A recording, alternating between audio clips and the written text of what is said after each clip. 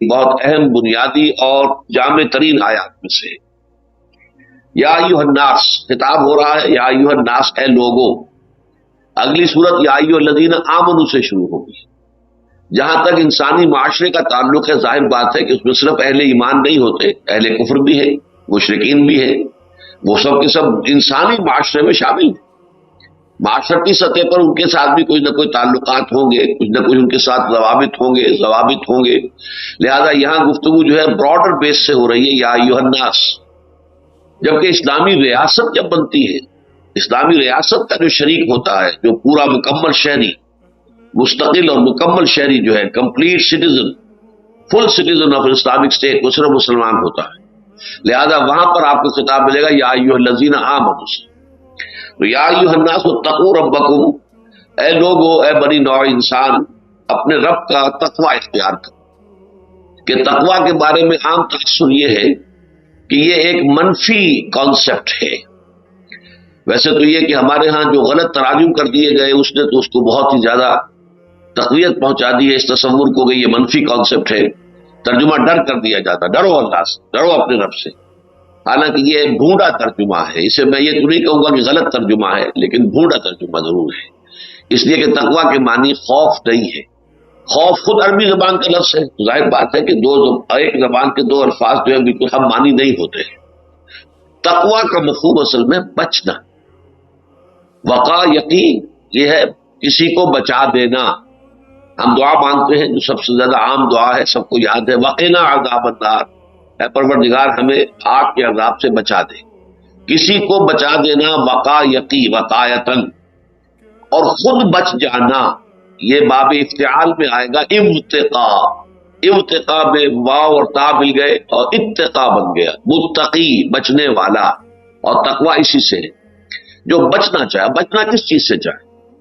تقوی کی بہت سی منزلیں ہیں. سب سے پہلی منزل تو یہ ہے کہ اگر ایک انسان عام انسان ہے، ابھی اسے نہ تو معرفت خداوندی حاصل ہوئی ہے، نہ وہ آخرت کا علم اسے حاصل ہوا ہے، لیکن اس کے اندر اس کا ایک ضمیر موجود ہے، زندہ ہے. اس کے اندر حس ہے، اخلاقی مورل سینس ہے. وہ جانتا ہے کہ یہ شے بری ہے، یہ اچھی ہے. اس لیے کہ یہ چیز تو جیسا کہ قرآن مجید کا فلسفہ ہے، یہ نفس انسانی میں الہامی طور پر اللہ تعالیٰ نے یہ پہچان ودیت کر دی ہے. وَنَفْسٍ وَمَا سَوَّاهَا فَأَلْهَمَهَا فُجُورَهَا وَتَقْوَاهَا، اور نفس انسانی اور جو اسے بنایا، سنوارا، درست کیا، اور اس میں الہامی طور پر فجور اور تقوی کا علم جو ہے وہ ودیت کر دیا. تو انسان بائی ہز ویری نیچر وہ جانتا ہے کہ یہ کام اچھا ہے، یہ برا ہے، یہ خراب ہے اور یہ اچھا ہے، یہ ایول ہے، یہ گڈ ہے. لہٰذا اگر کسی کی وہ حس جو ہے، اخلاقی حس، وہ اگر برقرار ہے تو ظاہر بات ہے کہ وہ بچنا چاہے گا کسی غلط کام سے، برے کام سے. یہ بھی تقوی کی ایک کیفیت ہے. اور یہی اصل میں وہ منزل ہے، ابتدائی منزل، جس کا کہ سورہ بقرہ کے آغاز میں تذکرہ کیا گیا. الف لام میم ذالک الکتاب لا ریب فیہ ھدی للمتقین. یہ ہدایت ہے متقیوں کے لیے، یعنی وہ لوگ جن کے اندر ان کی اخلاقی سینس برقرار ہے، اخلاقی حس جو ہے برقرار ہے، ان کا ضمیر زندہ ہے. وہ بدی کو بدی جانتے ہیں اور بھلائی کو بھلائی سمجھتے ہیں، اور وہ چاہتے ہیں کہ بدی سے بچے اور بھلائی کی طرف جھکے. ان لوگوں کے لیے ہدایت، ان لوگوں کے لیے رہنمائی. اس لیے کہ ظاہر بات ہے کہ اگر یہ مادہ انسان کے اندر نہیں ہے تو آپ بہترین سے بہترین ہدایت اس کے سامنے رکھ دیجیے، وہ بیکار ہوگا. بالکل ایسے ہوگا جیسے بھینس کے آگے بین بجانا، اس کے سوا کچھ حاصل نہیں. لہذا قرآن مجید اگرچہ فی نفس ہی اپنے مقام پر تو یہ ہدایت ہے تمام نوع انسانی کے لیے، ھدی للناس وبینات من الہدی والفرقان. لیکن یہ کہ اس سے استفادہ کر سکتے صرف وہ لوگ جن کے اندر وہ حص تقوی موجود ہو، جن کے اندر طلب اندر سے موجود ہو کہ وہ برائی سے بچے اور بھلائی کا اختیار کرے. لیکن اس سے آگے بڑھ کر یہ تقوی جب اللہ تعالیٰ کا علم بھی انسان کو حاصل ہو جائے، ایمان باللہ، ایمان بالآخرہ، تو اب اس تقوی کے اندر ایک اور رنگ پیدا ہوگا، اور وہ یہ کہ ہر اس کام سے انسان بچے جن سے اللہ ناراض ہوتا ہے، ہر اس کام سے بچے جس پر کہ آخرت میں سزا کی وعید ہے. تو یہ گویا کہ تقوی کا اب ایک اگلی منزل آ گئی. لیکن یہاں تک بھی تصور جو ہے، جیسا کہ میں نے عرض کیا، یہ کسی نہ کسی درجے میں منفی تصور ہے. لیکن سورہ مائدہ جو اگلی سورت ہے، سورہ نساء کے بعد، اس کی آیت نمبر 93 سے ہمارے سامنے ایک عظیم حقیقت آتی ہے کہ تقویٰ تو اصل میں ایک ڈرائیونگ فورس، ایک موٹیویٹنگ فورس ہے جو انسان کو بہتر سے بہتر، بلند سے بلند تر روحانی مقامات تک لے جانے والی ہے۔ اذا اتقوا وآمنوا ثم اتقوا، اذا اتقوا وآمنوا وعملوا الصالحات ثم اتقوا وآمنوا ثم اتقوا واحسنوا واللہ يحب المحسنین۔ تو اس آیت کو میں بیان کر چکا ہوں تقریباً 1 گھنٹے کی اپنے بیان میں، اور اس کے ساتھ ہی یہ ہے کہ حدیث جبرائیل میں، جس میں کہ اخبرنی عن الاسلام، اخبرنی عن الایمان، اخبرنی عن الاحسان، یہ 3 سوالات حضرت جبرائیل نے کیے تھے حضور سے، حضور نے اس کے جواب دیے تھے، ان دونوں کے درمیان کو ریلیشن میں واضح کر چکا ہوں۔ تو یا ایھا الناس اتقوا ربکم، اب یہاں پہ اصل بات کیا ہے کہ انسانی معاشرت کے اندر ظاہر بات ہے کہ سب سے زیادہ جس شے کی ضرورت ہے وہ تقویٰ ہے، اس لیے کہ سب سے پہلے افراد کو بچنا ہے برائی سے، اور پھر معاشرے کو بچانا ہے برائی سے۔ تو تقویٰ کی روح اگر معاشرے میں کار فرما ہوگی، اور تمام جو بھی افراد ہیں معاشرے کے، وہ سب کے سب اپنا فرض ادا کرنے کے لیے تیار ہوں گے، اس لیے کہ اگر نہیں کریں گے تو اللہ تعالیٰ کے ہاں باس پرس ہو جائے گی، دوسروں کے حقوق ادا کرنے کو تیار ہوں گے، اس لیے کہ اگر نہیں کریں گے تو اللہ تعالیٰ کے ہاں باس پرس ہو جائے گی۔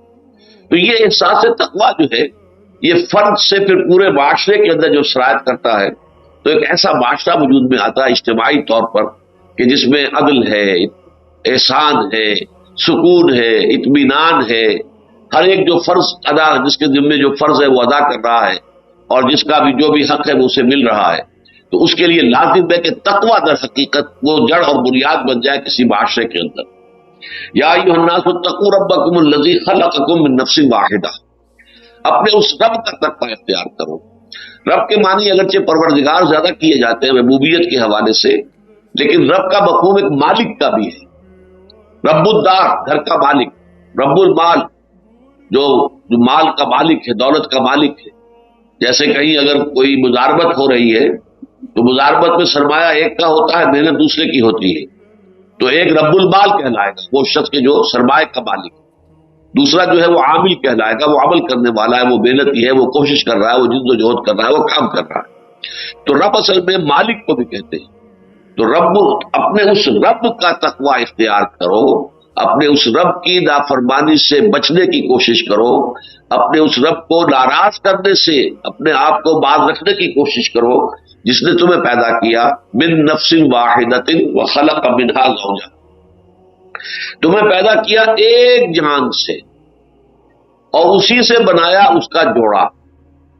یہ آیت جو ہے اس اعتبار سے مشکلات القرآن میں سے، یہ مضمون تو بار بار قرآن میں آتا ہے، لیکن یہ ہے کہ اس کے ضمن میں ایک جان سے پیدا کیا، اس سے مراد حضرت آدم علیہ السلام، اور زوج اس کی پیدا کی، اس کو ہے حضرت حوا سلام علیہا۔ لیکن یہ ہے کہ ان کی کس طور سے تخلیق ہوئی ہے، بعض روایات میں جو آیا ہے کہ اللہ تعالیٰ نے پہلے حضرت آدم کو پیدا کیا، اور حضرت آدم جب کہ سوئے ہوئے تھے تو ان کی ایک پسلی نکالی، اور اس پسلی سے حضرت حوا کی تخلیق ہوئی۔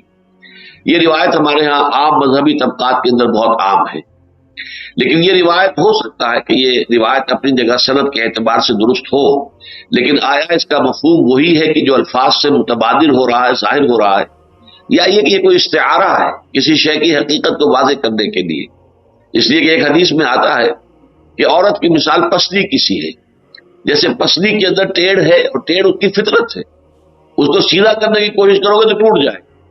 اسی طرح عورت کی فطرت میں بھی کچھ ہے، ٹیڑھ ہے، وہ ناز والے نیاز کیا جانے، وہ ناز کا انداز اس کا ایک ہوتا ہے، یہ اس کی اپنی فطرت کے اندر ہے۔ تو اس کو اسی اعتبار سے ڈیل کرو، اور اس کے جذبات اور اس کے احساسات کا لحاظ رکھو اور پاس کرو، ورنہ اگر اسے زبردستی سیدھا کرنے کی کوشش کرو گے تو ٹوٹ جائے گی۔ تو ہو سکتا ہے کہ اسی مفہوم کے اندر اس حدیث کے اندر وہ لفظ آ گئے ہوں، اس لیے کہ قرآن مجید کے دوسرے مقامات سے، جبکہ ہمیں یہ اصول معلوم ہے کہ القرآن یفسر بعضہ بعضا، قرآن مجید کا ایک حصہ دوسرے حصے کی وضاحت کرتا ہے۔ تو اب ہمیں سورہ نحل میں آیت ملتی ہے واللہ جعل لکم من انفسکم ازواجا، اے لوگو، اب یہاں جمع کا صیغہ، اے لوگو اللہ نے تمہارے لیے تمہاری ہی نفوس میں سے بیویاں بنا دی۔ اب اس کے کیا معنی ہوئے؟ کیا ہم میں سے ہر ایک کی پسلی سے اس کی بیوی کی تخلیق ہوئی ہے؟ اب یہ تو محال مطلق ہے، یہ ظاہر بات ہے کہ یہ ناممکن والی بات ہے، یہ مشاہدے کے خلاف ہے، حقیقت کے خلاف ہے۔ لہٰذا یہاں پہ ترجمہ کچھ اور کرنا پڑے گا. اور یہ مضمون جیسا کہ میں نے آپ سے کہا کہ اہم مضامین قرآن مجید میں کم از کم 2 جگہ ضرور آتے ہیں، لہٰذا یہ مضمون سورہ شورى میں پھر دوبارہ ہے. جعل لكم من انفسكم ازواجا ومن الانعام ازواجا يذرؤكم فيه، اللہ نے تمہارے لیے تمہارے نفس سے تمہارے جوڑے پیدا کر دیے اور حیوانات میں بھی جوڑے پیدا کر دیے، اور اسی کے ذریعے سے وہ تمہاری نسل کو پھیلاتا ہے، آگے بڑھاتا ہے، تمہاری افزائش نسل کرتا ہے. تو یہ مضمون قرآن میں 2 دفعہ آیا. تو جب جمع کے سیدھے میں آیا تو اس کا مطلب یہ ہے کہ وہ پسلی والا معاملہ یہاں پر کسی طور سے منطبق نہیں ہو سکتا. اس کا مطلب کیا ہے؟ ایک ہی جان ہے کہ جس سے یہ دونوں سیکسز وجود میں آئے ہیں. اب اس میں ظاہر بات ہے کہ جدید جو سائنس ہے اس نے جو بھی ترقی کی ہے اور ارتقاء کا جو ایک نظریہ ہے اس کے حوالے سے جو حقائق سامنے آئی ہیں کہ جو سب سے پہلے حیوانات پیدا کیے گئے ہیں ان کے اندر سیکس نہیں تھا. امیبا ایک سیل کا جانور ہے، ایک سیل کا حیوان ہے، اس میں نہ کوئی میل ہے نہ فیمیل ہے. ریپروڈکشن کیسے ہوتی ہے کہ اس ایک سیل کے 2 سیل ہو گئے تو ریپروڈکشن ہو گئی، پیرنٹ ختم ہو گیا تو 2 بچے اس کے پیدا ہو گئے. اب 2 سے وہ 4 ہو جائیں گے، پیرنٹ ختم ہوتے جائیں گے اور وہ اولاد بڑھتے چلی جائے گی. لیکن یہ کہ ذرا اور آگے چلتے ہیں حیوانات میں ذرا ہائر سکیل پر آ کر اب سیکس ظاہر ہوتا ہے. اب میل اور فیمیل کی جو ہے وہ ڈفرینسیشن آتی ہے. اس اعتبار سے گویا کہ پہلے وہ نفس یا نفس کہا گیا ہے، جان ایک ہی تھی، ایک ہی جان سے پھر اس کا جوڑا بنایا گیا، اسی میں سے نکلا ہے. اور یہاں پر اس آیت کا ترجمہ کرتے ہوئے بہترین لفظ یہ ہوگا کہ خلقکم من نفس واحدۃ وخلق منها زوجہا، تمہیں بنایا ایک ہی جان سے اور ایک ہی نوع سے بنایا اور اسی نوع سے اس کا جوڑا بنایا. اب آپ کو معلوم ہے بکری ہے، بکرا ہے، یہ دونوں نوع تو ایک ہیں، جنس مختلف ہے. یہ فیمیل ہے وہ میل ہے، بیل ہے گائے ہے، نوع ایک ہے، اسپیشیز ایک ہے، اس کے اندر سیکسز کا فرق ہو گیا. مرد اور عورت یہ نوع ایک ہے. ظاہر بات ہے اس کے اندر یوں سمجھیے کہ پورے جسمانی نظام کے اندر بھی 90% تو وہی معاملہ ہے جو مرد کا ہے وہ عورت کا ہے. زیادہ سے زیادہ 10% کے اندر آپ فرق محسوس کریں گے. تو انسان ہونے کے ناطے عورت اور مرد ایک ہی ہے. اس میں ادھر بھی اشارہ ہو گیا کہ عورت کوئی گھٹیا مخلوق نہیں ہے. عورت جو ہے نہ تو وہ کوئی دیگر مخلوق ہے، اس ایک ہی جان سے مرد اور عورت دونوں وجود میں آئے ہیں. ایک ہی جو کہ بغیر کسی سیکشول پریزنٹیشن کے جو اینیملز ہوتے تھے اسی سے وجود میں آئے ہیں کہ جن کے اندر سیکس ظاہر ہوا ہے. تو ایک ہی جان سے دونوں کا آغاز ہے. اس اعتبار سے شرف انسانیت کا جہاں تک تعلق ہے اس میں دونوں برابر کے شریک ہیں. یہ تصور جو رہا ہے دنیا میں عام طور پر کہ عورت گھٹیا ہے، اور خاص طور پر یہ ایول کا لفظ جو ہے انگریزی زبان میں ایول ایو سے بنا ہے. ایو حضرت حوا کو کہتے ہیں. گویا کہ حضرت حوا ہی در حقیقت ساری خرابی کی جڑ تھی. چنانچہ بائبل میں بھی یہ آتا ہے جو قرآن مجید میں اس کی نفی کی گئی ہے کہ حضرت حوا کو ورگلایا تھا شیطان نے اور پھر حوا نے ورگلایا تھا حضرت آدم کو علیہ السلام. قرآن مجید میں یہ نہیں ہے. فَأَزَلَّهُمَا الشَّيْطَانُ عَنْهَا، ان دونوں کو شیطان نے پھسلا دیا اور ان کے پاؤں ڈگمگا دیے، اللہ کے حکم کی خلاف ورزی کروا دی. وہ تسلیہ کا صیغہ ہے. فَأَزَلَّهُمَا الشَّيْطَانُ عَنْهَا فَأَخْرَجَهُمَا مِمَّا كَانَا فِيهِ، اور ان دونوں نے ہی پھر معافی مانگی تھی. ربنا ظلمنا انفسنا وان لم تغفر لنا وترحمنا لنكونن من الخاسرین. یہ نہیں ہے کہ شیطان نے جو ہے پہلے حضرت حوا کو ورغلایا اور حضرت حوا نے پھر آدم کو ورغلایا. اس کا کوئی ذکر قرآن مجید میں نہیں ہے. اور اس طریقے سے قرآن مجید تورات میں جو غلط تصورات شامل ہو گئے ان کی نفی کر دیتا ہے، ان کی کاٹ چھٹ کر دیتا ہے کہ وہ سارے تصورات غلط ہو جاتے ہیں. جس طریقے سے کہ تورات اس تصور سے خالی ہے کہ حضرت آدم سے اور حضرت حوا سے جو خطا ہو گئی، جو غلطی ہو گئی، اس پر انہوں نے معافی مانگی، اللہ نے معاف کر دیا. فتلقى آدم من ربه کلمات فتاب علیہ، اللہ نے ان کی توبہ قبول فرما لی. اب اس کا ذکر تورات میں نہیں ہے. بک آف جینیسس جو ہے اس ذکر سے خالی ہے. اس کا نتیجہ کیا نکلا؟ کتنا بڑا نتیجہ نکلا کہ یہ تصور ان کے ہاں عام ہو گیا کہ نسل آدم کا ہر بچہ جو پیدا ہوتا ہے وہ اپنے جد امجد آدم کے گناہ کا اثر لے کر پیدا ہوتا ہے.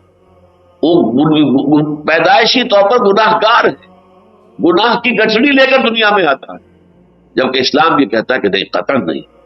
کل مولود یولد علی الفطرہ، वअबवाहु युहव्विदानिही औ युमज्जिसानिही औ युनस्सिरानिही औ कमा क़ाल सल्लल्लाहु अलैहि वसल्लम। हर बच्चा जो है नस्ल आदम का वो फितरत इस्लाम में पैदा होता है। ये उसके वालिदैन होते हैं जो या तो उसे यहूदी बना लेते हैं या मजूसी बना लेते हैं या नसरानी बना लेते हैं, यानी ये उसकी तालीम और तरबियत का नतीजा है जो बाद में वो यहूदी बन गया या नसरानी बन गया। लेकिन हर बच्चा जो आता है क्लीन स्लेट लेकर आता है, वो फितरत लेकर आता है। फितरतुल्लाहि लती फतरन नास अलैहा, ये तो फितरतुल्लाह है जो लेकर आता है, जिस पर कि अल्लाह ने इंसानों को पैदा किया है। तो देखिए जमीन और आसमान का फर्क हो रहा है। कहा यह कि औरत को मुजस्सम बुराई कहा गया, इसीलिए रूहानी दुनिया के अंदर यह समझा गया कि लाजिम है कि औरत से इंसान दूर रहे। शादी ब्याह का कोई तस्वुर नहीं, राहिब हो, राहिबाएं हो, साधु हो, भिक्षु हो, वो शादी वादी ना करें, औरत के करीब ना जाए। औरत तो मुजस्सम बुराई है, ईवल है, मुजस्सम बुराई, लिहाजा उससे बचकर रहना जरूरी है। ये तस्वुर बड़ा ही यूं समझिए कि एंटी सोशल तस्वुर है, ये तमद्दुन की जड़ काट देने वाला तस्वुर है, जबकि इस्लाम कहता है नहीं, दर हकीकत की एक ही जान से दोनों वजूद में आए हैं। डिफ्रेंसिएशन ऑफ सेक्सेस जो हुई है, लेकिन शुरू में कोई डिफ्रेंसिएशन नहीं थी, वो एक ही जान से पैदा किया और उसी की नौ से उसका जोड़ा बनाया। खलक़कुम मिन नफ्सिन वाहिदतिन व खलक़ मिनहा ज़ौजहा व बस्स मिनहुमा रिजालन कसीरन व निसाअ। अब ये कि जब वो इर्तिका के तमाम मराहिल तय करके ये दोनों सेक्सेस जब इस शक्ल में जाहिर हुए कि एक हजरत आदम और एक हजरत हव्वा अलैहिस्सलाम, अब उनसे नस्ल इंसानी चली है। मेरी जो छोटी सी किताब आ चुकी है इस मौजू पर मैं अपने ख्यालात को अब वाज़ेह तौर पर बयान कर चुका हूं। इससे पहले मैं जरा उसमें थोड़ा बहुत एहतियात किया करता था कि हमारे आम जो मजहबी तसव्वुरात हैं बास चीजें उसमें उससे टकराती हैं। लेकिन अब मैंने, जाहिर बात है कि उम्र की आखिरी स्टेज है, मैं चाहता हूं कि जो भी कुछ जिन जिन चीजों पर अल्लाह ताला ने मुझे इशराह सदर अता फरमाया है मैं उसको बयान कर दूं। लिहाजा वो ईजाद और इब्दाए आलम जो मेरी किताब है, ये दुनिया कैसे पैदा हुई है, theories of the creation of universe, इस वक्त जो है बहुत बड़ा मौजू है साइंस का, फिजिक्स का। फिर यह कि इंसान कैसे पैदा हुआ है, ये बहुत बड़ा मौजू है कि जो कि बायोलॉजी का है। तो इस हवाले से, लेकिन ये कि उसमें जो भी मेरा नुक्ता नजर है मैंने उसे बयान कर दिया है, वो किताबचे की शक्ल में शाये हो चुका है। बहरहाल खलक़ मिनहा ज़ौजहा व बस्स मिनहुमा रिजालन कसीरन व निसाअ, एक इंसानी जोड़ा जो आदम और हव्वा की शक्ल में वजूद में आ गया, तो फिर उनसे कसीर तादाद में मर्दों और औरतों को जमीन में फैला दिया। बस्सा यबुस्सु, फैला देना, बखेर देना। बस्स मिनहुमा, उन दोनों से। अब जाहिर बात है कि आज जो भी नस्ल आदम दुनिया में मौजूद है, ये आपके इल्म में होगा कि 6 बिलियन से ज्यादा अब एक्सीड कर गई है हमारी पॉपुलेशन, 600 करोड़ से बढ़ गई है। जब बॉस्निया की जंग जारी थी तो एक बच्चा जो हुआ था, पैदा हुआ था बॉस्निया ही में, उस पर कहा गया था कि ये 600 बिलियन का के बाद अब पहला नंबर 1 जो है, 7वें बिलियन का पहला फर्द ये है, फर्द नौ बशर के जो पैदा हुआ है बॉस्निया। बहरहाल अब हमारी तादाद जो है वो 6 बिलियन से ज्यादा है। लेकिन ये सब कौन है? आदम और हव्वा की नस्ल, एक ही नस्ल इंसानी है। इसके जो नताइज निकलते हैं दर हकीकत तमद्दुनी एतबार से मैं बाद में वाज़ेह करूंगा। वत्तकुल्लाह, अब देखिए तकवा की अहमियत का आलम एक ही आयत में 2 मरतबा हुक्म, या अय्युहन्नास इत्तकू रब्बकुमुल्लज़ी खलक़कुम मिन नफ्सिन वाहिदतिन व खलक़ मिनहा ज़ौजहा, और दोबारा वत्तकुल्लाह अल्लज़ी तसाअलून बिही वल अरहाम, और अल्लाह का तकवा इख्तियार करो जिसका तुम एक दूसरे को वास्ता देते। ये फितरत इंसानी की एक ऐसी हकीकत की तरफ जो है इशारा किया गया है जो सबके इल्म में है। आपको मालूम है कि मांगने वाला साई जो है भिखारी अल्लाह के नाम पर मांगता है, अल्लाह का वास्ता देता है, अल्लाह का हवाला देता है। आमतौर पर भी हम आम मामलात के अंदर अल्लाह के वास्ते को इस्तेमाल करते हैं, खास तौर पर घरेलू मामलात में जब टपकलिश हो जाए और शौहर और बीवी के दरमियान जो अदम मुआफ़क़त हो जाए और सूरत हाल जो है सेपरेशन के करीब पहुंच रही हो, तलाक या खुला के आसपास पहुंच गया हो मामला, तो आपने देखा होगा कि अक्सर और बेशतर जो है फिर बड़े बूढ़े जो है अल्लाह का वास्ता देते हैं, खुदा का नाम मानो, अपने मामलात को दुरुस्त करो, बच्चे बर्बाद हो जाएंगे, घर उजड़ जाएगा, क्या। तो अल्लाह का वास्ता जो है ये दर हकीकत दुनिया में फितरत इंसानी के गोया के मुसल्लमात में से, जैसे ये मुसल्लमा कुरान मजीद में बार बार कहा गया है कि जब तुम समुद्र में होते हो और तुम्हारी कश्ती चल रही है, जहाज रवां है, ठीक है, लेकिन उसके बाद कुछ झक्कड़ आ गया, तूफानी हवा आ गई और वो तूफान के अंदर मौजें उठने लगी اس وقت پھر تم پکارتے ہو صرف اللہ، اے اللہ اگر تو نے ہمیں بچا لیا۔ اس وقت تمہارے معبود جو ہیں، جھوٹے معبود، من گھڑت جو معبود تمہارے ہیں، ان میں سے کسی کو تم نہیں پکارتے، کوئی لات کو، عزا کو، بنات کو نہیں پکارتے۔ اے اللہ اگر بچا لے گا ہمیں تو ہم پھر پوری زندگی سیدھے راستے پر چلیں گے۔ تو عہد کرتے ہو اللہ سے، لیکن پھر جب اللہ تمہیں بچا کر لے آتا ہے خشکی پر، پھر تم بھول جاتے ہو کہ تم نے اللہ سے کیا وعدہ کیا تھا۔ یہ بات قرآن مجید میں بار بار آئی۔ تو جس طرح فطرت کے مسلمات میں سے یہ ہے، بدیہیات میں سے یہ ہے کہ جب انسان انتہائی تکلیف میں ہوتا ہے وہ اللہ ہی کو پکارتا۔ اسی طریقے سے جب بھی کہیں بے بس ہو کر کسی کو واسطہ دینے کی بات جو ہے اگر آئے گی تو وہاں ظاہر بات ہے کہ اللہ ہی کا واسطہ۔ تسالون بہی، جس کے حوالے سے تم ایک دوسرے سے اپیل کرتے ہو، ایک دوسرے سے سوال کرتے ہو، ایک دوسرے سے مانگتے ہو۔ والارحام، اور رحمی رشتوں کا لحاظ رکھو۔ یہ جو ہے بہت اہم موضوع ہے قرآن مجید کا، اس لیے کہ اللہ تعالیٰ کے تقوی کے ساتھ ہی رحمی رشتوں کا لحاظ رکھتا، تعلق رحمی۔ اب یہ دیکھیے، اس کے لیے میں حدیث قدسی بھی آپ کو سنانے والا ہوں کہ لفظ رحمت سے رحم ہے۔ رحم کیا ہے؟ بچے دانی۔ ماں کے جسم میں وہ عضو ہے جس میں کہ بچہ پروان چڑھتا ہے، بچہ جو ہے جنین جو ہے اس کے اندر پرورش پاتا ہے، وہ بچے دانی جو ہے وہ رحم ہے۔ رحمت، رحیم، رحمان اسی سے مشتق ہے لفظ کے جو اس کے لیے نام اللہ تعالیٰ نے رکھا۔ اس کے اندر اتنی شدید رحمت ہے، ظاہر بات ہے ماں کی ممتا اور ماں کی رحمت اور ماں کی محبت سے بڑھ کر تو دنیا میں کسی اور رحمت کا اور کسی اور محبت کا، کسی اور جو ہے کسی طرح کے قلبی تعلق کا کوئی تصور ممکن ہی نہیں، جس قدر اس میں جوش و خروش ہوتا ہے۔ تو یہ رحم جو ہے اس کے حوالے سے، اس رحم مادر پر بھائی اور بہنیں آپس میں جڑ جاتے ہیں۔ تو قطع رحمی اور صلہ رحمی، یہ دو چیزیں ایک دوسرے کے مقابل آ جائیں، رحمی رشتوں کو کاٹنا اور رحمی رشتوں کو جوڑنا۔ صلہ رحمی بہت بڑی نیکی ہے، بہت بڑی نیکی ہے، بہت بڑی نیکی ہے، اور قطع رحمی بہت بڑا گناہ ہے، بہت بڑا گناہ ہے، بہت بڑا۔ اور اس میں اب آپ دیکھیے تمدنی اعتبار سے، جیسا کہ میں نے عرض کیا تھا کہ یہ مسائل جو ہے بڑی بنیادی چیزیں ہیں کہ ایک ماں کے رحم پر بھائی بہن یہ جڑ گئے، دادی کے رحم پر جا کر ایک زیادہ وسیع تر سرکل ہے جو جڑ گیا، پردادی کے رحم پر جا کر ایک اور وسیع تر سرکل ہے جو جڑ گیا، اور حوا کے رحم پر جا کر پوری نوع انسانی جڑ گئی ہے ایک رشتہ اخوت کے اندر۔ سب کے درمیان ایک بھائی چارہ ہے، اس لیے کہ بہرحال کوئی کالا ہو، کوئی پیلا ہو، کوئی سفید ہو، کوئی لال ہو، کوئی مشرق کا رہنے والا ہو، کوئی مغرب کا رہنے والا ہو، کوئی سی زبان ہے، تو سب حوا کی اولاد، حوا کی نسل، آدم اور حوا کی اولاد۔ حوا ہی کے رحم سے درجو سمجھیے کہ نسل انسانی کا یہ پورا درخت جو ہے یہ پھوٹا ہے، تو کہاں سے؟ رحم حوا سے۔ اس حوالے سے رحمی رشتوں کا لحاظ رکھنا جو ہے یہ در حقیقت معاشرت کے اندر ایک جو ہے خوبصورتی، ایک صلح جوئی کی کیفیت، ایک محبت کی چاشنی، اور نہ صرف عدل بلکہ احسان۔ ان اللہ یامرکم بالعدل والاحسان، احسان آگے بڑھ کر بھلائی کرنا، نیکی کرنا، صلہ رحمی کرنا، رحمی رشتے کو جوڑنے کی کوشش کرنا۔ تو فرمایا واتقوا اللہ الذی تسالون بہ والارحام، اور رحمی رشتوں کا لحاظ رکھو، ان اللہ کان علیکم رقیبا، یقیناً اللہ تعالیٰ تم پر نگران ہے اور نگہبان ہے، تمہارا ہر عمل اس کی نگاہ میں ہے۔ اب اس سے پہلے کہ میں آگے بڑھوں میں آپ کو یہ حدیث قدسی سنا دیتا ہوں۔ یہ متفق علیہ روایت ہے، بخاری اور مسلم دونوں کی۔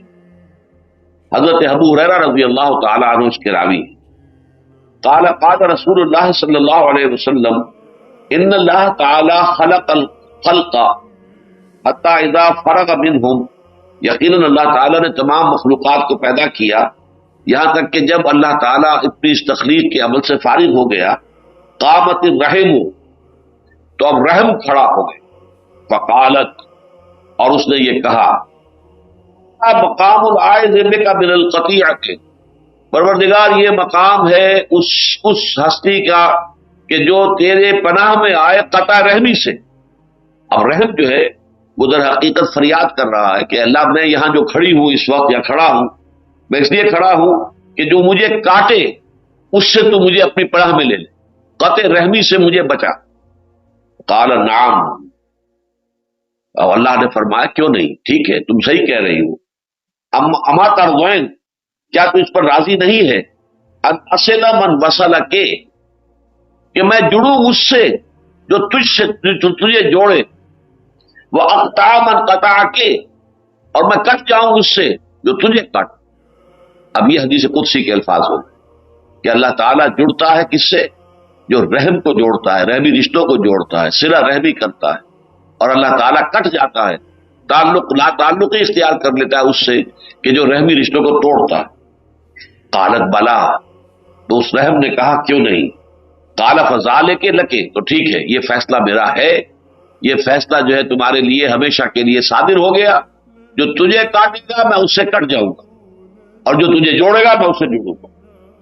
ثم قال رسول اللہ صلی اللہ علیہ وسلم، یہ حدیث قدسی بیان فرما کر پھر حضور نے فرمایا اقرؤوا ان شئتم، اگر تم چاہو تو سورہ محمد صلی اللہ علیہ وسلم کی یہ آیت بھی تلاوت کر دو۔ فهل عسیتم ان تولیتم ان تفسدوا فی الارض وتقطعوا ارحامکم اولئک الذین لعنهم اللہ فاصمهم واعمی ابصارهم، تو کیا اس کا اندیشہ نہیں ہے کہ اگر اسی حالت میں کہ ابھی تمہاری تربیت نہیں ہوئی ہے، تزکیہ نہیں ہوا ہے، تمہاری نیتوں کا بھی کھوٹ پوری طریقے سے باہر نہیں نکلا ہے، اگر کہیں تمہیں حکومت مل جائے، تمہارے ہاتھ میں اختیارات آ جائیں، تو تم زمین میں فساد مچاؤ گے اور رحمی رشتے قطع کرو گے، اور اللہ تعالیٰ جو ہے اس کے نتیجے میں پھر تمہیں اندھا بھی کر دے گا، لعنت بھی کرے گا، فاصمہم، اور ان کو بہرا بھی بنا دے گا، واعمی ابصارہم، اور ان کی نگاہوں کو بھی اندھا کر دے گا۔ تو یہ ہے قطع رحمی، اور اس کے ضمن میں جو یہ متفق علیہ روایت ہے، بخاری کے الفاظ اور بھی ہیں۔ قال اللہ تعالی من وصل کے وصلتہ ومن قطع کے قطعتہ، اے رحم مادر، جو تجھے جوڑے گا میں اس سے جڑوں گا، اور جو تجھے کاٹے گا میں اسے کٹ۔ ایک اور حدیث متفق علیہ جو حضرت عائشہ صدیقہ رضی اللہ تعالی عنہ سے مروی ہے، وعن عائشہ رضی اللہ تعالی عنہ قالت قال رسول اللہ صلی اللہ علیہ وسلم الرحم معلقۃ بالعرش، رحم جو ہے وہ عرش سے معلق ہے، لٹکا ہوا۔ تقول، اور وہ یہ کہتا ہے، رحم کہتا ہے، من وصلنی وصلہ اللہ، دیکھو جو مجھے جوڑے گا اللہ اسے جوڑے گا، ومن قطعنی قطعہ اللہ، اور جو مجھے کاٹے گا اللہ اسے کاٹے گا۔ یہ ہے اہمیت رحمی رشتوں کی، اور ظاہر بات ہے کہ اس رحمی رشتے ہی کی بنیاد پر کوئی تمدن جو ہے مستحکم ہوتا ہے، مضبوط ہوتا ہے، اس کے اندر محبت اور اخوت کی چاشنی پیدا ہوتی ہے، اس میں تعاضد اور تناسب، ایک دوسرے سے مدد، ایک دوسرے کے ساتھ تعاون کی کیفیت پیدا ہوتی ہے۔ تو فرمایا واتقوا اللہ الذی تساءلون بہ والارحام ان اللہ کان علیکم رقیبا، یقیناً اللہ تعالیٰ تم پر نگران ہے، تمہارے ہر عمل اور ہر قول کو وہ دیکھ رہا ہے، سن رہا ہے، تمہیں اپنے ہر قول اور ہر عمل کی جواب دہی کرنی پڑے گی۔ ایک بات تو اس آیت کے بارے میں یہ نوٹ کر لیجئے کہ یہ خطبہ نکاح میں نبی اکرم صلی اللہ علیہ وسلم معمولاً اس آیت کی تلاوت فرماتے تھے، تو اس سے دو باتیں سامنے آتی ہیں۔ ایک تو مناسبت یہ ہے کہ جیسے اس میں ذکر ہے حضرت آدم اور حضرت حوا سے نسل انسانی کے آگے بڑھنے کا، اسی طرح نکاح جو ہوتا ہے اس میں حوا کا ایک بیٹی اور آدم کا ایک بیٹا پھر رشتہ ازدواج میں منسلک ہوتے ہیں، اور ان سے آگے نسل چلتی ہے۔ تو مشابہت کی وجہ سے نبی اکرم صلی اللہ علیہ وسلم نے اس آیت کو بھی شامل کیا۔ کل 4 آیتیں آپ پڑھتے تھے نکاح کے خطبے میں، ان میں سے ایک یہ ہے۔ دوسرے یہ کہ اس میں خاص طور پر رحمی رشتے کا لحاظ، اس لیے کہ اب ہر نکاح کے بعد ایک نیا رحمی رشتہ وجود میں آنے والا، تو رحم کا صلہ رحمی کی اہمیت اور اس کی جو ضرورت ہے اس کو یہاں پر نمایاں کیا گیا۔ تیسرے یہ کہ معلوم ہوا کہ خانگی زندگی میں سب سے بڑی شے جو درکار اور مطلوب ہے وہ تقویٰ ہے، اس لیے کہ ایک معاملات ہوتے ہیں کہ جو مثلا منڈی کے معاملے ہیں، بازار کے معاملے ہیں، سود کاروبار کا معاملہ ہے، اس میں کوئی معاہدہ ہوا ہے، اس کی کوئی خلاف ورزی کر رہا ہے، آپ کہیں کوئی دہائی دے سکتے ہیں، کہیں جا کر کوئی پنچایت میں، کہیں کوئی پولیس میں کوئی پرچہ ہو، کچھ ہو کر سکتے ہیں۔ گھریلو معاملے ایسے ہیں، اب ظاہر بات ہے کہ ایک مرد اور ایک عورت یہ پوری زندگی کے لیے جڑ گئے ہیں آپس میں، ان میں اگر غلط کام ہو رہا ہو، اگر مرد جو ہے عورت پر ظلم کر رہا ہو، تعدی کر رہا ہو، اس کے حقوق جو ہے ادا نہیں کر رہا، اور اپنے جو حقوق ہیں ان سے زائد اس سے طلب کر رہا ہے، اس کے حقوق غصب کر رہا ہے، تو یہاں پولیس پرچے کا امکان نہیں ہے۔ یہاں تو ظاہر بات ہے کہ اگر دل میں تقویٰ ہے، دل میں اللہ کا خوف ہے، دل میں یہ احساس ذمہ داری ہے، اگر یہ ہے کہ جواب دہی کا احساس جو ہے وہ مستحضر ہے کہ مجھے مر کر اپنے پروردگار کے حضور میں حاضر ہونا ہے اور جواب دہی کرنی ہے، تب تو وہ گھر کا ماحول صحیح رہے گا اور عمدہ رہے گا. اور ظاہر بات ہے گھر کا ماحول صحیح ہوگا تو اس میں جو نئی نسل پروان چڑھے گی وہ بھی بہترین ہوگی. وہ ایک صحت مند ماحول میں اس کا نفسیاتی ارتقاء ہوگا، ذہنی ارتقاء ہوگا، ان کی شخصیت جو ہے پروان چڑھے گی ایک صحت مند ماحول میں. اور گھر کے اندر اگر اس طرح کی گھٹن ہو، اگر ایک فریق جو ہے اس کو دبا لیا گیا ہے، ظاہر بات ہے دبا لیا گیا تو اس کے جذبات جو ہے طریقے سے مجروح ہو رہے ہیں، اس کے دل کے اندر جو گھٹن ہے، ظاہر بات ہے وہ گھر کی فضا کے اندر اس کی ریفلیکشن آتی ہے، بچوں پر اس کی ریفلیکشن ہوتی ہے، بچوں کے اندر بھی اس کا ایک رد عمل پیدا ہوتا ہے، اس سے ان کے اندر باغیانہ جذبات پیدا ہوتے ہیں باپ کے خلاف. یہ ساری چیزیں جو ہے در حقیقت جو نفسیاتی عوارض جو پیدا ہوتے ہیں خاندگی زندگی میں، اس کا سبب کیا ہے؟ تقویٰ کرنا. یہی وجہ ہے کہ خطبہ نکاح میں تو حضور یہ آیت بھی پڑھتے تھے جس میں کہ ایک آیت میں 2 مرتبہ تقویٰ کا حکم میں آپ کو نوٹ کرا چکا، لیکن اس سے بھی بڑھ کر سورہ آل عمران کی جو آیت ہے یہ تقویٰ کے موضوع پر سب سے گاڑھی، سب سے زیادہ تاکیدی آیت ہے قرآن مجید کی، وہ پڑھتے تھے. یا ایھا الذین آمنوا اتقوا اللہ حق تقاتہ ولا تموتن الا وانتم مسلمون. اہل ایمان اللہ کا تقویٰ اختیار کرو جتنا کہ اس کے تقویٰ کا حق ہے، جتنا کہ اس کے تقویٰ کا حق ہے. اب اس سے زیادہ تو تاکید کا کوئی انداز ممکن نہیں.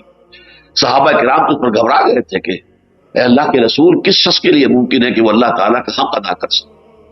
پھر جب سورہ تغابن کی آیت نازل ہوئی ہے فاتقوا اللہ ما استطعتم واسمعوا واطیعوا، تقویٰ اختیار کرو اللہ کا جتنا بھی تمہارے حد امکان میں، جتنا تمہارے بس میں. اس پر پھر وہ مطمئن ہوئے کہ ہاں انسان اپنی امکانی حد تک تو کوشش کر سکتا ہے، لیکن اللہ تعالیٰ کا حق ادا کرنا، جبکہ خود حضور یہ فرماتے ہیں ما عبدناک حق عبادتک وما عرفناک حق معرفتک. اے پروردگار ہم تجھے نہ پہچان سکے جیسا کہ تجھے پہچاننے کا حق تھا، اور اے اللہ ہم تیری بندگی نہ کر سکے، تیری عبادت نہ کر سکے جیسا کہ تیری عبادت کا حق تھا. تو جب حضور یہ فرما رہے ہیں اللہ تعالیٰ کے ساتھ خطاب کرتے ہوئے تو کون اور شخص سے جو دعویٰ کر سکے گا. لیکن انداز قرآن کا کیا؟ یا ایھا الذین آمنوا اتقوا اللہ حق تقاتہ ولا تموتن الا وانتم مسلمون. اور دیکھنا موت نہ آئے، ہرگز مت مرنا مگر فرما برداری کی حالت میں. اور چونکہ موت کا کچھ پتہ نہیں ہے، اچانک آتی ہے، جب آتی ہے اچانک آ جاتی ہے، تو گویا کہ اس کے اوپر عمل کرنے کا ایک ہی طریقہ ہے، وہ کیا ہے؟ کوئی لمحہ معصیت میں نہ گزرے. جو لمحہ بھی معصیت میں گزرے گا کیا پتہ اسی لمحے جو ہے موت آ جائے، دبوچ لے، اور اس وقت انسان کسی گناہ کا ارتکاب کر رہا ہو. بہرحال اس آیت کا اس حوالے سے میں نے آپ کو اس حوالہ دے دیا ہے کہ یہ خطبہ نکاح کا جزو لازم ہے جو حضور صلی اللہ علیہ وسلم سے منقول ہے، خطبہ نکاح. اب اس آیت کے حوالے سے ایک بات اور سمجھیے، اور اس کے لیے ضروری ہے کہ اس کا جو مثنیٰ ہے، میں نے عرض کیا نا کہ آج بھی دوبارہ دہرایا اس بات کو کہ اہم مضامین قرآن مجید میں کم سے کم 2 مرتبہ ضرور آتے ہیں. اس آیت کا مثنیٰ جو ہے وہ سورہ حجرات کی آیت نمبر 13، یا ایھا الناس، وہاں بھی یا ایھا الناس سے خطاب ہے. یا ایھا الناس انا خلقناکم من ذکر و انثی، اے لوگو ہم نے پیدا کیا تمہیں ایک مرد اور ایک عورت سے. وجعلناکم شعوبا وقبائل لتعارفوا، اور تمہیں خاندانوں اور قبیلوں میں تقسیم کر دیا، قوموں قبیلوں میں تقسیم کر دیا تاکہ تم ایک دوسرے کو پہچان سکو. ان اکرمکم عند اللہ اتقاکم، دیکھو تم میں سے اللہ تعالیٰ کے ہاں سب سے بڑا جو باعزت ہے وہ ہے جو سب سے بڑھ کر اللہ کا متقی ہے. ان اللہ علیم خبیر، اللہ تعالیٰ خوب جانتا ہے کس میں کتنا تقویٰ ہے، خوب باخبر ہے کہ کون کتنا متقی ہے. اللہ تعالیٰ سے کسی کا تقویٰ چھپا ہوا نہیں. ان دونوں آیتوں کے حوالے سے اصل میں قرآن مجید 2 حقیقتوں کو نمایاں کرتا ہے. کل نوع انسانی اس کے درمیان 2 چیزیں مشترک ہیں، ایک وحدت خالق، وحدت الہ، سب کا پیدا کرنے والا ایک اللہ، گورے کالے پیلے لال جو بھی ہیں، کافر مشرک مسلم محسن جو بھی ہیں، خالق سب کا ایک ہے، نمبر 1. دوسری قدر مشترک آدم اور حوا. آدم اور حوا جو ہے ایک انسانی جوڑے کی اولاد. جدید تہذیب نے آ کر یہ دونوں چیزیں منہدم کر دی. اللہ کو ویسے ذہن سے خارج کر دیا. سیکولر ذہن، ایتھیسٹ ذہن، میٹیریلسٹک ذہن، ایگنوسٹک ذہن، اسکیپٹک ذہن، ان تمام میں خدا خارج از بحث ہو گئے. لہذا وحدت آدم منہدم. اور ارتقاء کا جو فلسفہ بیان ہو رہا ہے اس کے نتیجے میں یہ بات ثابت نہیں ہوتی اس ارتقاء کے فلسفے کی روح سے کہ کوئی ایک انسانی جوڑے کی اولاد ہے یہ تمام انسان. ارتقاء کا عمل چلا ہے کہ اسپیشیز وجود میں آئی ہے، اس اسپیشیز کی نسلیں چل رہی ہیں. آدم کون تھا اس کا کوئی ذکر نہیں، حوا کون تھی اس کا کوئی ذکر نہیں. وہ تو یہ ہے کہ ہم اگر جوڑتے ہوں، اگر ارتقاء کے بعض حقائق کو لے کر اس کو پھر قرآن اور سنت کے ساتھ جوڑیں گے تو پھر وہ بات ہوگی جو میں نے لکھی اپنی کتاب کے اندر. وہ اگر آپ پڑھیں گے ایجاد و ابداع عالم تو اس سے بات واضح ہو جائے گی. لیکن ظاہر بات ہے جن کے سامنے وہ بات نہیں ہے تو وہ تو گویا کہ تقریباً جو مختلف قومیں ہیں یہ گویا کہ ان کے اوریجنز مختلف ہیں. کوئی ایک کامن جو ہے اینسیسٹری کہ ہمارا اینسیسٹر کوئی کامن ہے، ایک جوڑا ہے انسانی جوڑا آدم اور حوا کا، وہ تصور ذہن سے خارج ہو گیا. نتیجہ کیا نکلا؟ آج انسان کو انسان سے جوڑنے والی کوئی شے موجود نہیں. اب آپ دنیا کا تصور کیجئے، دنیا سائنس کی ترقی کے نتیجے میں، ٹیکنالوجی کی ترقی کے نتیجے میں ایک گلوبل ولیج بن چکی ہے. انسانوں کے مابین فاصلے جو ہوا کرتے تھے تقریباً ختم ہو چکے ہیں. یہ ایک گاؤں ہے، گلوبل ولیج. اس کا لازمی تقاضا کیا ہے؟ کوئی عالمی ریاست قائم ہو، ورنہ تو یہ ہے کہ یہ آپس میں ٹکرائیں گے، لڑیں گے، بھیڑیں گے. پھر ان کے پاس اب کیسے کیسے ہتھیار ہیں. وہ ایٹمک اور ہائیڈروجن بم تو ایک طرف ہے، اس کے علاوہ بایولوجیکل اور کیمیکل جو بھی ہے ہتھیار، کس قدر خوفناک، کس قدر خطرناک، کتنے بڑے پیمانے پر اس سے تباہیاں نو انسانی پر آ سکتی ہیں. وہ بہت سے لوگ مسلح ہیں اس سے. تو نو انسانی گویا کہ اگر کوئی ایک ریاست وجود میں نہیں آتی، ایک حکومت قائم نہیں ہوتی، ایک سینٹرل معاشرہ جو ہے وجود میں نہیں آتا تو نو انسانی کا مستقبل بہت مخدوش ہے، بہت ہی اس کے اندر خطرے ہیں، بہت خطرات. یہ تقاضا تھا جس کے تحت لیگ آف نیشنز وجود میں آئی تھی کہ تمام دنیا کی قوموں کی ایک لیگ بنائی جائے. لیکن لیگ آف نیشن ناکام ہوئی اس لیے کہ انسانوں کو جوڑنے کے لیے کوئی قدر مشترک تو ہے نہیں. ایک حبشی اور ایک سفید فام، کیا قدر مشترک ہے ان کے درمیان؟ رنگ جو ہے چہرے کا جدا ہے، ان کے فیچرز جدا ہیں، ان کی زبانیں جدا ہیں، کیا چیزیں مشترک ہے ان کے درمیان؟ اور ظاہر بات ہے کہ کسی فیئر پلے کے لیے، جسٹس کے لیے، انصاف کے لیے، محبت کے لیے، اخوت کے لیے تو قدر مشترک درکار ہے. وہ قدر مشترک موجود نہیں ہے دنیا کے پاس. لہذا لیگ آف نیشنز، وہ کبھی علامہ اقبال نے ابھی ان کے زمانے میں، ابھی شاید وہ مری نہیں تھی تو وہ اشعار کہے تھے، تاریخی بیچاری کئی روز سے دم توڑ رہی ہے، ڈر ہے خبر بند نہ میرے منہ سے نکل جائے. تقدیر تو مبرم نظر آتی ہے وہ لیکن پیران کلیسا کی دعا ہے کہ یہ ٹل جائے. لیگ آف نیشنز جو ہے مرنے والی ہے. اچھا لیکن وہ ختم ہو گئی. تقاضا موجود تھا کہ کوئی شے تو ہو جو انسانوں کو جوڑے، قریب لائے، ایک مرکز میں بٹھائے جہاں پہ فیصلے ہوں. تو اس کے نتیجے میں یونائٹڈ نیشنز آرگنائزیشن UN وجود میں ہے. اب UN کو وجود میں آئے وہ بھی 50 سال سے زائد ہو گئے، لیکن عدل و انصاف نام کی شے اس کے ہاتھ سے نہیں آ سکی. تیمور میں 1.5 سال کے اندر اندر ریفرینڈم ہو کر اور وہ آزادی ہو گئی اس کی. کشمیر میں 54 برس بیت گئے، کچھ نہیں ہوا. انصاف نام کی کوئی شے نہیں ہے.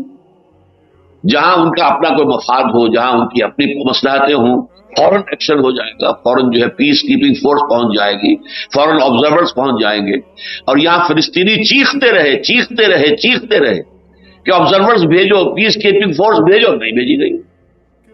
اس لیے کہ یہاں تو ان کو مطلوب ہے یہ کہ جتنا بھی دبایا جا سکے فلسطینیوں کو دبا دیا جائے، اور جتنے بھی بڑے سے بڑے پیمانے پر یہودیوں کو جو بھی منفعت اور مصلحتیں حاصل ہو جائیں وہ کر سکتے ہو کر لیں. تو معلوم یہ ہوا کہ یہ بھی ادارہ ناکام ہو چکا ہے اور نوع انسانی ایک کرائسس سے دوچار ہے. اب یہ ہے کہ ایک پولیس فورس کی حیثیت سے امریکہ جو ہے وہ اپنے آپ کو ایک بہت بڑی طاقت بنا کر، پوری دنیا کا جو ہے پولیس مین بنا کر اگر وہ چاہتا ہے کہ کوئی نظم قائم ہو تو اس کو بھی ظاہر بات ہے کہ فطرت انسانی تو قبول نہیں کرے گی. چائنا سامنے آئے گا، اڑے گا، ابھی نارتھ کوریا کھڑا ہوا ہے وہ اڑے گا، ابھی یورپ کے اندر بھی کچھ جو سرکشی کے آثار آ رہے ہیں، جرمنی سر اٹھا رہا ہے، روس نے بھی پھر کہیں نہ کہیں اپنا جو ہے کوئی بدلہ چکانے کی کوشش کرنی ہے. دنیا میں ایک ہی طاقت تو نہیں ہے، یہ یونیپولر فورس، یونیپولر ورلڈ اس وقت بن گئی ہے کہ امریکہ جو ہے سول سپریم پاور بن گیا دنیا کی اس وقت بظاہر، لیکن یہ کہ یہ زیادہ دیر رہنے والی شے تو نہیں ہے.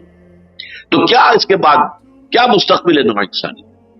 میں نے آج سے کوئی میرا خیال ہے کہ 32-33 برس قبل ایک تقریر کی تھی جھنگ میں، قرآن اور امن عالم، طلبا کا ایک اجتماع تھا، اس میں میں نے وہ تقریر کی تھی، وہ اب کتاب کی شکل میں آج تک بھی شائع ہو رہی ہے. تو میں نے اس میں امن عالم کے حوالے سے عرض کیا تھا کہ دیکھیے امن عالم کی جس کی خواہش تو ہر ایک کو ہے، دنیا میں امن ہو، سکون ہو، عدل ہو، انصاف ہو، چین ہو، لیکن یہ کہ وہ کیسے آئے گا؟ اس کا نسخہ صرف اور صرف اسلام کے پاس ہے. اس لیے کہ نمبر 1 امن عالم کے لیے ضروری ہے کہ انسانوں کو داخلی امن حاصل، internal peace. One should be at peace with himself. اپنے وجود میں، اپنے قلب میں، اپنے ذہن میں، اپنے روح میں اطمینان نہیں ہے تو امن کیسے ہوگا؟ ڈسٹرب سائیکالوجی کے لوگ ہوتے ہیں کہ جو پورے امن عالم کو تہوبالا کر کے رکھ دیتے ہیں. ہٹلر جیسا آدمی کیا تھا؟ ایک سائیکالوجی کا کیس تھا نا، میگالومینیا اس کے اندر پیدا ہوا ہے، اور اس نے کیا کر دیا؟ کروڑوں انسان قتل. چنگیز خان ہو، کوئی اور ہو، وہ کیا کرتے تھے؟ در حقیقت ان کے اپنے اندر کا ایک طوفان تھا، وہ اندر کی ڈس سیٹسفیکشن تھی کہ جو بظاہر دوسرے طریقوں سے سیٹسفیکشن حاصل کرنے کے لیے انہوں نے یہ سارے جو ہے پاپڑ بیلے. تو اسلام میں عجیب بات یہ ہے کہ اس کی وہ پہلی بنیادی اصطلاح کیا ہے؟ امن. ایمان. ایمان کے معنی اپنے آپ کو امن دینا. ایمان. الا بذکر اللہ تطمئن القلوب. اللہ کی یاد سے اللہ کے انسانوں کے دلوں کو امن حاصل ہوتا ہے، اطمینان حاصل ہوتا ہے. سورہ انعام میں فرمایا ای الفریقین احق بالامن ان کنتم تعلمون الذین آمنوا ولم یلبسوا ایمانهم بظلم اولئک لهم الامن. امن کا حقدار کون ہوگا؟ ایک خدا کا ماننے والا یا وہ کہ جو بہت سے خداؤں کو مانتا ہے؟ پھر جواب دیا کہ نہیں، امن کا مستحق صرف وہی ہے جو ایمان لائے اللہ پر اور اپنے ایمان میں کسی شرک کی آمیزش نہ کرے. اولئک لهم الامن، انہیں امن حاصل. اب آپ کو معلوم ہے یہ ہمارا سورہ تغابن کے مضامین کا اور اس کے درس کا حصہ ہوتا ہے. راضی برضائے رب، توکل علی اللہ. کوئی شے اگر ہاتھ سے نکل گئی تو رنج اور افسوس نہ ہو، لیکن لا تاسوا علی ما فاتکم ولا تفرحوا بما آتاکم. اے اللہ یہ چیز مجھے حاصل نہیں ہو سکی، ٹھیک ہے، اگر تیری مرضی یہی ہے یقیناً کسی میں کوئی میرے لیے خیر ہوگی. کوئی شکایت نہیں، کوئی شکوہ نہیں. راضی برضائے رب، سر تسلیم خم ہے جو مزاج یار میں آئے. پروردگار جو تیرا فیصلہ ہے میرے لیے وہ سراسر حق ہے. عدل فی قضاؤک، اے اللہ تیرا فیصلہ میرے بارے میں جو بھی ہے عدل پر مبنی ہے. جو بھی ہے بظاہر مجھے فوری طور پر پسند نہ بھی آئے تب بھی وہ عدل پر مبنی ہے. یقین عدل فی قضاؤک. حضور کی ایک بڑی عظیم دعا جو ہے اللہم انی عبدک وابن عبدک وابن امتک فی قبضتک ناصیتی بیدک ماض فی حکمک عدل فی قضاؤک. پروردگار میں تیرا ایک بندہ، میرا باپ بھی تیرا ایک ادنا غلام تھا، میری ماں بھی تیری ایک ادنا کنیز تھی، میں تیرے قبضہ قدرت میں ہوں، میری پیشانی تیرے ہاتھ میں ہے، میرے وجود میں تیرا ہی حکم جاری و ساری ہے، اور میرے بارے میں جو فیصلہ تو کرے وہ آگے ہے. جو فیصلہ، یہ ہے وہ عبدیت کا مقام، اللہ تعالیٰ کے ساتھ رشتہ. جب یہ رشتہ اللہ سے جڑ جاتا ہے تو اب وہ انٹرنل کانفلکٹس نہیں رہتے. وہ جو اندر کی کیفیات ہوتی ہیں، آدمی پیچ و تاب کھا رہا، یہ کیوں ہو گیا، یہ کیسے ہو گیا، یہ نہیں ہونا چاہیے، اس نے کر دیا، اس نے کر دیا، اس نے مجھے نقصان پہنچایا، اس نے مجھے تکلیف پہنچائی. نہیں، جو بھی چیز آ رہی ہے اللہ کے اذن سے آ رہی ہے. چاہے ذریعہ کوئی بن گیا، مجھے کوئی تکلیف پہنچی ہے کسی بھی ذریعے سے پہنچی ہے لیکن بغیر اذن رب نہیں پہنچی ہے، ٹھیک ہے، قانون کے درجے میں اگر وہ لائق سزا ہے سزا دی جائے، لیکن یہ کہ اس کے خلاف وہ غصہ اور وہ جو ایک انسان کے اندر ہوتی ہے کہ اندر ہی اندر پیچ و تاب انسان کھا رہا، وہ کیفیت نہیں رہے گی. جو اقبال کا شعر میں نے 12 آپ کو سنایا ہے، برو کشید ز پیچا کہ ہست بود مرا، چوک بہا کے مقام رضا کشود میرا، ہمیں تو اس مقام رضا نے نکال لیا ہے تمام چیزوں سے، یہ پیچ و تاب کھانا اور سب اس سے سب نکال دیا. اے اللہ جو تیری مرضی میں اس پر راضی. اچھا اب اس کے نتیجے میں یہ انٹرنل پیس جو ہے انسان کا، انٹرنل ٹرانکولیٹی، انٹرنل پیس، یہ معاشرے میں سراج کرتا ہے تو اس کا نام ہے اسلام. یہ الفاظ اسلام پھر پیس سے ہے، امن سے. اندازہ کیجئے کہ امن کے ساتھ تعلق جو ہے ہمارے دین کا کس قدر گہرا. سب سے اہم بنیادی اصطلاحیں دونوں ہیں، یہ ایمان وہ بھی امن سے ہے. نیا چاند دیکھیے تو دعا مانگیے اللہم احلہ علینا بالامن والایمان والسلامت والاسلام. اے اللہ اس نئے مہینے کو جو اس چاند کے ساتھ طلوع ہو رہا ہے، اے اللہ ہم پر امن اور ایمان کے ساتھ اور سلامتی اور اسلام کے ساتھ طلوع فرما. سلامتی کا تعلق اسلام کے ساتھ ہے اور امن کا تعلق ایمان کے ساتھ. ایمان ہے تو امن ہے، اندر سکون ہے، اطمینان ہے، اندر کوئی پیچ و تاب نہیں ہے. اور اسلام ہے تو اسلام تو کہتے ہی سے المسلم من سلم المسلمون من لسانہ و یدہ. مسلم ہے ہی وہ کہ جس کے ہاتھ اور زبان سے تمام مسلمان محفوظ رہیں. اس کے ہاتھ سے کسی مسلمان کو غضب نہ پہنچے، اس کی زبان سے کسی مسلمان کو تکلیف نہ پہنچے. کوئی تانا دے دیا ہے، کوئی برا نام لے کر پکار دیا ہے، کوئی استہزاء کر دیا ہے، کوئی تمسخر کر دیا ہے، کوئی بیک بائٹنگ کی ہے، کوئی توبت لگا دی ہے، اس سے اللہ تعالیٰ بچائے رکھے. المسلم من سلم المسلمون من لسانہ و یدہ. تو در حقیقت اسلام کا جو ظہور ہے وہ کیا ہے؟ معاشرے کے اندر ایک سکون اور اطمینان. اب اس کے بعد پھر یہ ہے کہ اگر ایک معاشرہ قائم ہو جاتا ہے جس میں کہ یہ ایمان اور اسلام وجود میں آ گئے، اس معاشرے کا بقیہ پوری نوع انسانی کے ساتھ بھی ایک تعلق ہے، چاہے وہ ایمان نہیں لائے، انہوں نے اللہ کو نہیں مانا، انہوں نے رسول کو نہیں مانا، کتاب کو نہیں مانا، پھر بھی وہ آدم و حوا کی نسل سے تو ہیں. اس اعتبار سے تمہارے بھائی ہیں اور وہ اللہ کی مخلوق تو ہے. اور آپ کو معلوم ہے اللہ کی مخلوق کا کیا تعلق ہے اللہ کی ذات کے ساتھ؟ الخلق عیال اللہ. کل مخلوق اللہ کے کلبے کے مانند ہے، اللہ کے خاندان کے مانند ہے، کلبے کے مانند. لہذا ان کے ساتھ بھی خیر خواہی کا تعلق، بھلائی کا تعلق. ہاں ان میں سے جو لوگ حربی ہو جائیں، ہمارے خلاف جنگ، ان کے خلاف جنگ ہوگی، ان سے دوستی بھی نہیں ہوگی، ان سے کس طرح کے تعلقات نہیں ہوں گے. لیکن جو لوگ ایسے نہ ہوں ان کے ساتھ ان تبروہم وتقسطوا الیہم. سورہ ممتحنہ میں فرمایا گیا کہ اللہ تعالیٰ تمہیں روکتا نہیں ہے کہ کفار میں سے جو لوگ تمہارے خلاف محاذ آرائی نہیں کرتے، تم سے جنگ نہیں کرتے، تمہیں تمہارے گھروں سے نکالنے کے لیے گٹھ جوڑ نہیں کرتے، ان کے بارے میں اللہ نہیں روکتا. ان تبرؤوا الیہم وتقسطوا الیہم، ان تبرؤہم وتقسطوا الیہم، کہ ان کے ساتھ بھلائی کرو، نیکی کرو، اچھا سلوک اختیار کرو، حسن سلوک ان کے ساتھ اختیار کرو. تو اسلامی معاشرہ، اسلامی ریاست باقی پوری عالم انسانیت کا جو معاشرہ ہے اس کے ساتھ دو مثبت بنیادوں پر پھر بھی اس کا تعلق ہے.